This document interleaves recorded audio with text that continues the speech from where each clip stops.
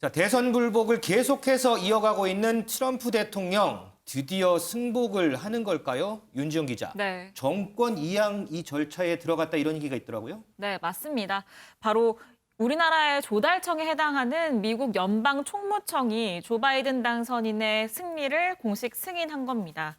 여기에 따라서 이제 인수인계를 위한 정부의 자금 그리고 인력, 사무공간 등을 지원하게 되는데요.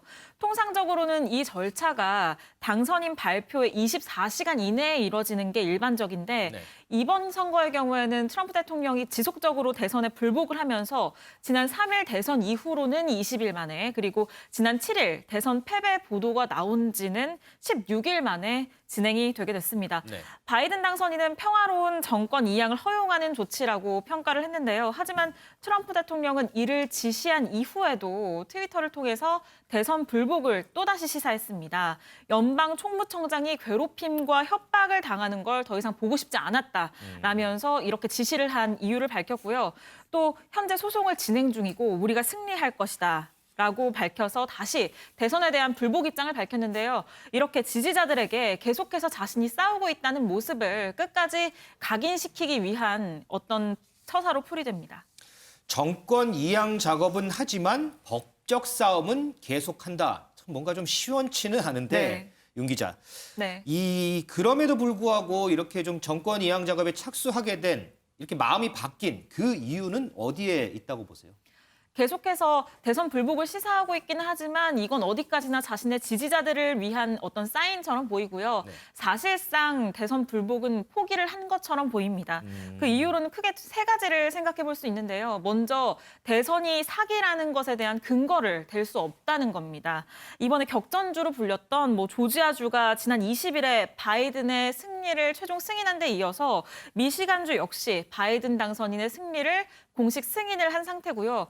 펜실베니아 연방법원도 트럼프 대통령이 이 승인을 인증을 좀 막아달라 이렇게 소송을 냈지만 이 소송을 기각해서 공식 인증 절차를 밟을 걸로 보이는 상황이거든요. 그렇기 때문에 이렇게 선거 사기에 대한 근거를 대지 못하는 만큼 트럼프 대통령은 자신의 변호인단을 향해서 나를 나쁘게 보이게 하는 바보들이라고 비난을 했다는 소식까지 전해지고 있습니다. 그리고 또 뿐만 아니라 트럼프 대통령의 측근들조차 등을 돌리고 있는 상황인데요. 크리스 크리스티 전 뉴저지 주지사의 경우에 트럼프 대통령의 최측근으로서 이번 대선에서도 어떤 토론회 준비 과정을 도와온 인물로 알려져 있는데 지난 22일이죠. ABC 방송과의 인터뷰를 통해서 솔직히 말해서 대통령 법률팀의 행동은 국가적인 망신이다. 그리고 나는 트럼프를 지지하지만 선거에는 분명하게 결과가 있고 일어나지 않은 일을 계속 일어난 것처럼 할 수는 없다. 대선 사기가 없었는데 사기라고 우길 수 없다. 이러한 입장을 폈고요. 또 뿐만 아니라 트럼프 대통령이 속해 있는 공화당의 상원 의원인 로 포트먼의 경우에도 성명을 통해서 대선 결과를 바꿀 수 있는 사기나 비리의 증거가 없다고 밝히기도 했습니다.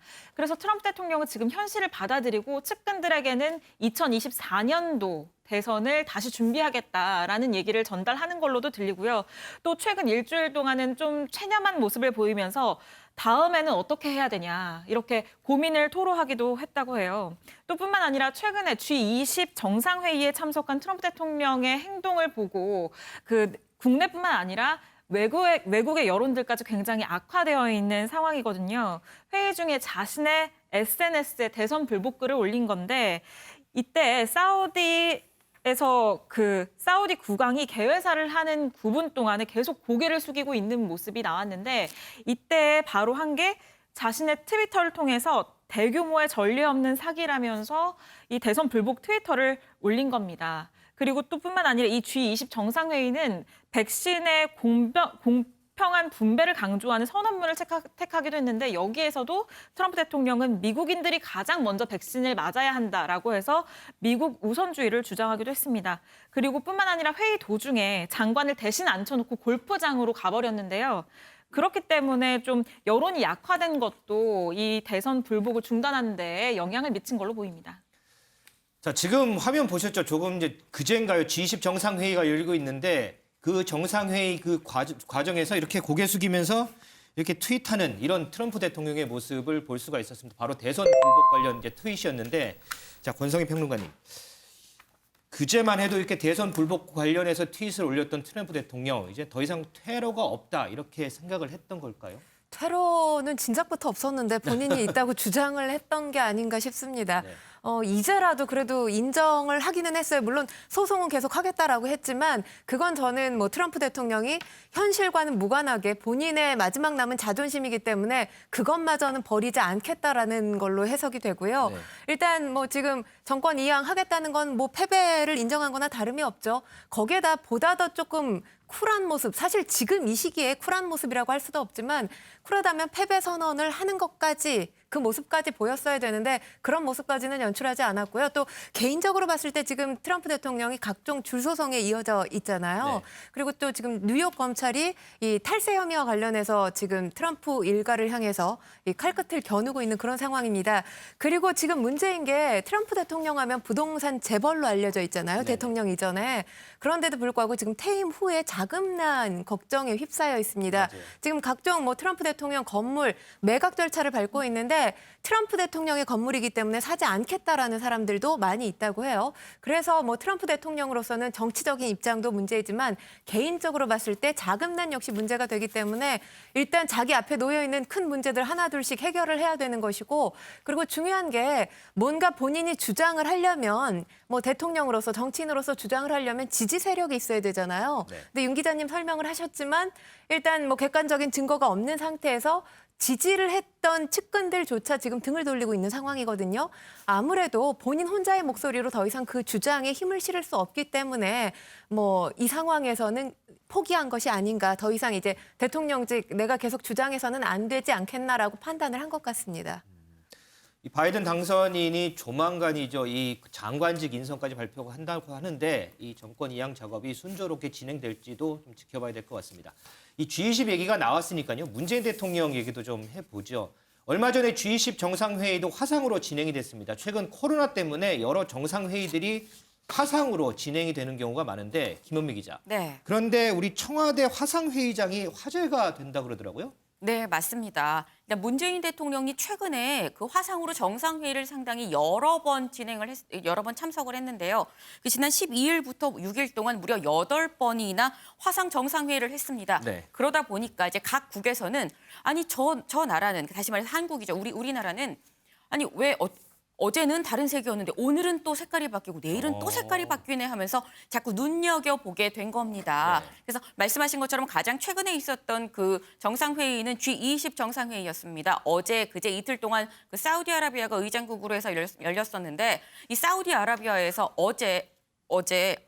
사우디아라비아가 22일, 23일 이틀 동안 이렇게 있었는데 23일 날 딱 이게 G20 정상회의가 끝나자마자 우리나라의 모든 게 놀라웠다. 이 화상회의장에 대해서 이 화상회의장 정말 모든 게 놀라웠다라고 얘기를 했습니다. 그러면서 콕 집어서 얘기한 것이 사우디아라비아 의장국인 사우디아라비아의 색깔이 초록색인데 그거에 맞춰서 어떻게 바로바로 그렇게 뒷 화면을 초록색으로 깔 수가 있느냐. 정말 놀라웠다라고 얘기를 했다고 합니다. 그러니까 이렇게 사우디아라비아가 얘기를 하니까 사실은 그러면서 사실 그 이전에 있었던 베트남의 얘기까지 나왔는데요. 네. 베트남 알셉 정상회의가 지난 17일 날 있었었는데 이 알셉 회의가 끝난 직후 베트남에서 우리 청와대 쪽에 아니 대체 그 세트장 회의장을 만드는 노하우 좀 알려달라라고 요청이 왔다라고 합니다.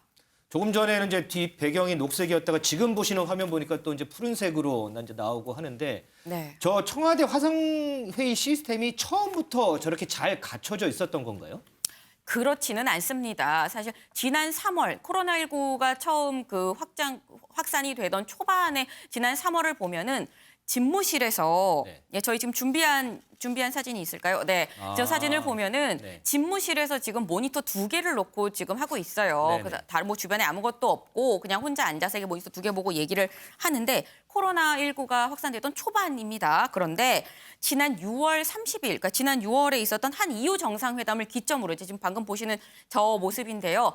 굉장히 달라졌죠. 굉장히 좀 스케일도 커지고 주변이 앞뒤로 다 파란색으로 그리고 앞에도 뒤에도 모두 전면으로 저기 6m짜리 LED 화면이라고 합니다. 네. 지금 약간 휘어지는 걸 보니까 이렇게 뭐 구부러지기도 하는 그런 LED 화면인데 이걸 지금 앞뒤로 놓고 지금 화면에는 나오지 않지만 앞에 지금 보시는 것처럼 화면 앞에는 이렇게 움직이는 카메라가 움직일 수 있도록 이렇게 레일도 레일을 만들었어요. 깔아놨네요. 네. 네. 그러니까 대통령이 앉고 그 옆에 참모들이 앉고 그거를 잘 찍을 수 있도록 카메라가 이동할 수 있게끔 레일까지 깔았는데 근데 어떻게 이런 생각을 했느냐고 청와대 관계자한테 한번 물어봤더니 사실 코로나19가 6월에 저 EU 정상회담을 하기 전에 생각을 한 게 사실 코로나19가 좀처럼 수그러들 것 같지 않고 당분간은 계속 화상회의를 해야 될 것 같다. 아무래도 화상회의를 하는 게 이게 새로운 뉴 노멀이 되지 않을까라고 그렇게 생각을 했다라고 합니다. 이게 지금 사진 보시면 사우디아라비아도 그냥 다 같이 이렇게 테이블에 앉아서 모니터 하나 보고 하고요.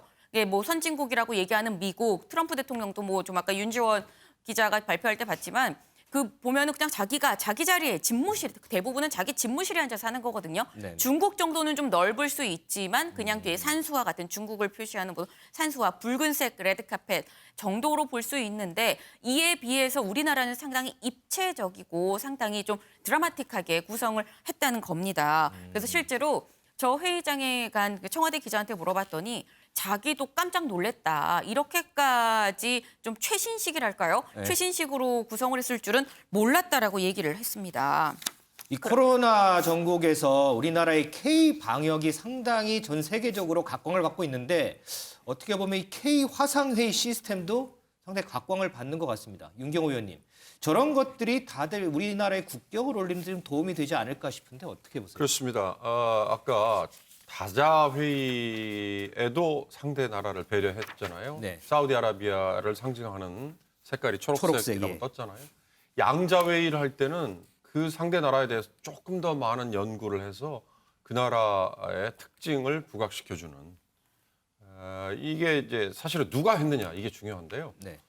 논란의 중심에 있었던 탁현민 의전비서관실 그리고 외교부에는 의전장 팀이 있습니다. 네. 임기모 의전장. 이 두 팀이 이 화상회의에 여러 아이디어를 제기를 한 거예요. 그러니까 아까 김현무 기자 설명 중에 앞으로 화상회의로 이어지는 정상회의가 불가피해진다라는 네. 걸 이미 대비를 한 거죠. 여기에 뭐 LED 조명이라든지 또는 레일 카메라라든지 이런 것들이 가미된 건 있지만 이건 다 경험에서 나온 거 아니겠습니까? 우리가 그동안에 쌓아온 IT 기술 그리고 전 세계에서 인정받은 K-팝이나 아니면 등등에서 내재화되어 있는 디자인 감각 뭐 이런 것들인 것 같은데요. 다른 나라에서 이걸 인정을 하니까 의미가 있는 거예요. 지금 우리 국내 언론에서만 저게 굉장히 좋아 보인다 이런 의미가 아니고 네. 이번 G20 정상회의를 끝내고 난 다른 나라에서 대한민국의 이 준비와 뛰어난 이 테크닉을 인정을 했으니까 굉장히 자부할 만한 일이라고 봅니다. 윤경호 의원 말씀대로 상당히 좀 모습만 보면 상당히 좀 자부심이 든 그런 모습인 것 같습니다.